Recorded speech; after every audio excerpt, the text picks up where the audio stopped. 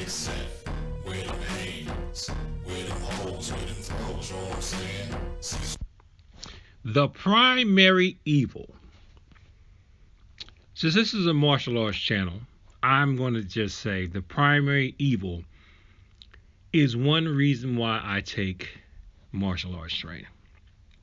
Because I never know when somebody might get physical with me because of some type of manipulation from what I call the primary evil. Now, you may think because I'm Catholic and Christian that I think that the primary evil is Satan, the devil. I'm not talking about him per se, but I am talking about what you would consider to be his kids. And this is what I mean. Let's say,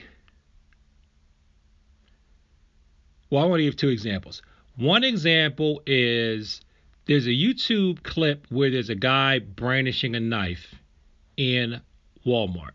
He's brandishing a knife and he's yelling and slicing at the air, saying he's going to cut people because he wants $20 or he needs $20. So he feels like Walmart owes him money and he's supposed to get $20. Now, this is assuming that he's not the cause. Follow me here. So what happens in that clip is some civilians surround the guy because, of course, he's in the store. One civilian distracts him. The other one comes up behind him and hits him over the head. And they get him down on the ground. They take the knife. And then the cops come. They cuff him and they take him out of there. Okay? So, if we're going to look at this on the surface and probably how things would play out in court and that type of thing, and what, most reasonable people would think would be the problem, the person at fault is whoever's brandishing the knife wielding man who's threatening to cut people. If there's evil in that situation, he's the evil person because he was threatening people with the knife and he had to be subdued and dealt with, and thankfully nobody got hurt. But this is just for the sake of argument because we really don't know at this point, or at least I don't. What if he was really owed money? What if he was really owed $20 and for circumstances beyond his control, he really needed that money to survive and he was desperate? And the person who, let's say, wouldn't refund him that money or didn't give him that money, they were actually wrong. He should have gotten that money. Is it possible that if he'd gotten that $20, he would not have acted out violently? If there was someone who should have given him that money but did not, that is the person I would call the primary evil. Now, I'm pretty sure a lot of people aren't going to follow me on this. And if one of my students told me that they were going to cut someone and went off because somebody didn't give them $20, of course I would blame them. That's the natural reaction. But what we never take into account a lot of times is the primary evil. Who was the one that actually started off the dominoes that got that situation going? Now, maybe that's a bad example because you could assume that if he's wielding a knife in public and he's threatening to stab people over $20, he's probably mentally unstable anyway and just a violent person. But again, which I'm willing to follow you on that, absolutely. But a lot of times situations happen because of a primary evil. Here's another example. I'm being vague on purpose because, one, I don't remember the person's name, and two, I'm glad I don't because I wouldn't want that person to use their primary evil against me. Literally decades ago now, I remember someone was talking about how she was able to, and reminiscing about this, mind you, someone insulted her, so she was able to get a couple of people that she knew to go beat up the person that insulted her. And she didn't see a lick of jail time, but, the people who ended up suffering legally are, of course, the two that assaulted the person that insulted her. And I think the person that insulted her may have gotten into some kind of legal trouble, too, because he replies back with, excessive force or something of that nature.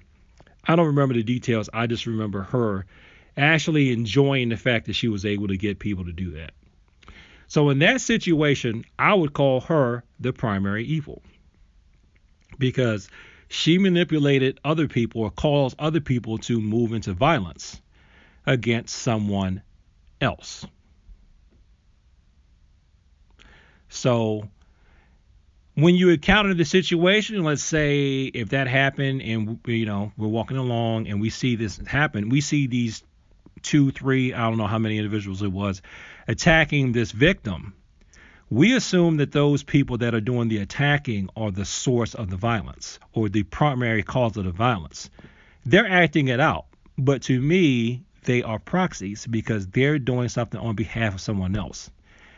And if they don't confess to that or own up to that, if they never say that's what happened, if as far as they're concerned, they just didn't like this guy, and especially if she did not directly tell them to do that, if she just was manipulated and said, oh, this person said something to me and I'm upset, and she says that in front of them, knowing deep down inside that they would go do something, so basically she can't be held directly accountable, that makes her the primary evil. And there are a lot of people like that. And I really wish they could be held accountable. But since you don't know that, you can't look at someone and tell her they're going to do that. That is a good reason to take martial arts training. Because let's say, for example, here's a total hypothetical. Let's say I'm walking, right? And I bump into someone by mistake. And I don't even realize I bumped into this person because I'm in a rush or whatever. And I didn't say excuse me, I didn't say sorry, I didn't apologize or anything. Or let's say I did. Let's say I did apologize or say excuse me, I'm sorry, and I kept walking. That person I bumped into is still angry that I dared transgress against them physically, even though it was unintentional. That person is still mad and it complains to someone else that I didn't see or someone that was with them, and then that person goes off and then 5 minutes later is attacking me, and I don't know or understand why this person attacked me. Now, granted, a lot of times, fortunately for people, there's an aspect of violence. I'm going to go into my Mark Mac Young bag here. If you don't know who he is, look him up. He's an author I recommend all martial artists read. People do typically, before they attack you, something is called, he calls it an interview. And that means they will ask you a question or tell you or try to identify you or give you some type of indication that they're thinking about attacking you, but you may not realize that's what it is. Like in this I bumped into someone example, they may say, hey, you think you can just go around knocking into people or something like that, and then you could say, no, and you may have a chance to de-escalate it from there. But if they decide not to do an interview or they just come after you, when the police show up or, is broken up or whatever, all people are going to see is you being attacked by someone else, and they don't see that the person who actually is the initiator, who I would call the primary evil, that person may be long gone from there. Okay? Let's say, for example, someone is being bullied at their job. They're being bullied at their job by a superior. So they're in a bad mood. The superior is always picking at this person. So what do? They get mad, they get frustrated, right? Now, of course, in this situation, if that person doesn't have self-control, and as soon as they run into someone outside of work, the first person they run into, like that person takes their parking spot or something, they get into an argument over the parking spot. They're not really mad per se at the person that took the parking spot, but they're mad at the superior. They can't take it out on them, so then they're going to take it out on you. So if, let's say, that parking lot or parking spot situation goes physical, or that person decides to lash out physically because they've just been stressed for days, for months, even for years, and they finally reach a tipping point and it's spilling over, and congratulations, you took their parking spot. You didn't know you took their parking spot, and fists are flying, or God forbid weapons are flying at you. You have to rely on your training to defuse the situation and defend yourself.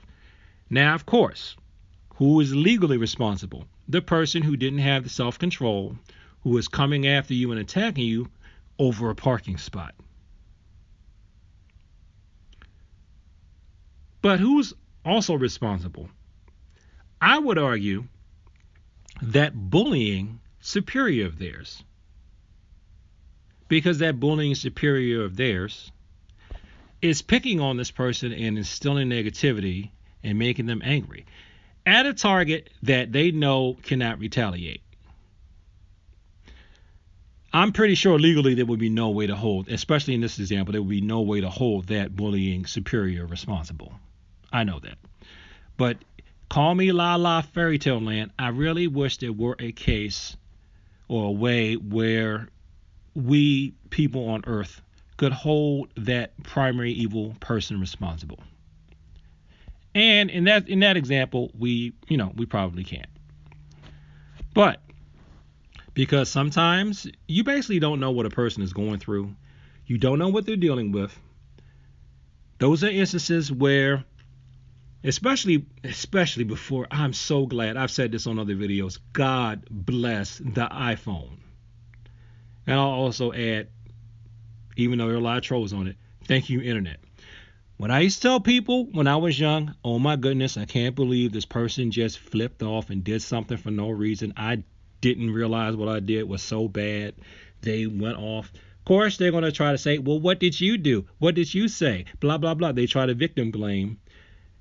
Now, I mean, there's plenty of records and footage and things out there on the internet that shows people appearing to overreact to a minor slight or a minor incident. And yes, you can literally be attacked for nothing. I remember I said this to a cop one time. He just asked me, oh man, why do you look so mad? And I just started venting and said, people are saying that, someone's just attacking me.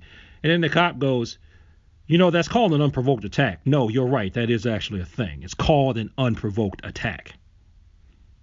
That is, you are right. That can happen. And I was like, wow. So, contrary to popular opinion, there was a police officer, I wish I had gotten his name, that decided not to gaslight me.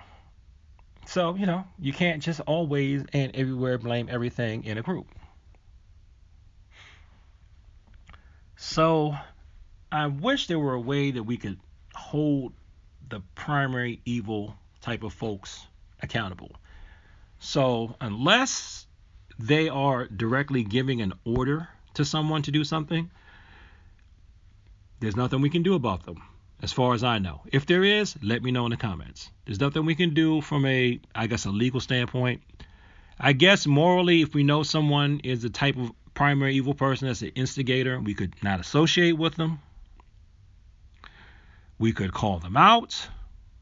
We could not give into it ourselves. If we feel like somebody's just trying to use us as a wind-up toy to go out and do some bidding, even though they're trying to be passive-aggressive and indirect about it, that's where your Taekwondo tenet of self-control could come in handy. So we could have self-control and not do that. We could always try to investigate situations to find out what the facts are before we react. But for those times when we're on the receiving end of somebody's proxy, I think that's what they call it. I think they call it violence by proxy. Well, we are on the receiving end of this violence by proxy that we had no idea was coming. If we can't de-escalate it with words, which I will say a lot of times you can't, but for those times you can't, because I think I put on this channel before, Once upon a time, I was walking in Kmart, and I literally turned the corner, and there were literally fists, a flurry of fists flying at my face. And it's a good thing I bob weaved and just parried and went around the person before he realized, oh, I'm sorry. I thought you were someone else, and I just struck first. He did apologize, and we laughed it off because it was kind of funny since no one got hurt. Um, you know, if there's something we could do about that primary evil, I wish there were. And these are the only things I can think of. We're just going to have to try not to let them hype us up. And we can also take a martial arts class so that we can protect ourselves from the people who may want to hurt us, because they're being manipulated by the primary evil. So thanks for watching this video. Like, comment, and subscribe. Please share this with people who like to talk about the martial arts and peace. And as always, thank you for your time. I appreciate it. Peace.